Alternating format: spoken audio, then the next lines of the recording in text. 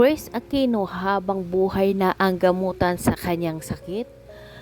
Hello guys, mapagpalang araw sa ating lahat. Narito yung latest update dito nga kay Chris Aquino. Marami ang nagsilabasan sa social media ngayon tungkol nga dito kay Chris Aquino, nga ayon nga dito kay Christopher Min sa kanyang programang Showbiz Now na ang sakit daw ni Chris Aquino ay panghabang buhay na gamutan, at ayon nga sa source ni Christopher Min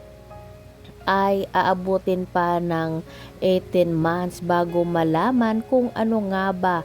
ang resulta ng mga test na isinagawa dito sa kay Chris Aquino para malaman kung ano na nga ba yung totoong sakit ni Chris Aquino, kasi hanggang sa ngayon ay wala pa ring linaw kung ano nga ba ang totoong sakit ni Chris Aquino. Ayon dito sa source nga ni Christopher Min na hindi daw pantay ang timbang ni Chris Aquino at yung mga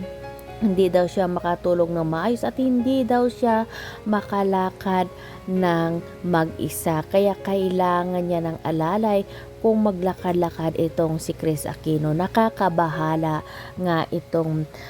kasakit nga ni Chris Aquino, kahit yung mga expert na doktor dito sa Singapore at sa LA at Texas ay hindi alam kung ano nga ba ang totoong sakit ni Chris Aquino. Kaya naman hindi maiwasan ng mga netizen ang magkomento at sinabi nila na baka daw binarang o kinulam na nga itong si Chris Aquino at karma na daw to sa pamilya niya sa mga pang-aaping ginawa nila sa mga taong bayan. Hindi naman natin masisisi yung mga netizen kung makapagsabi sila ng kung ano-ano, kasi nga ay sariling opinyon nila at bawat isa sa atin ay may sariling opinyon.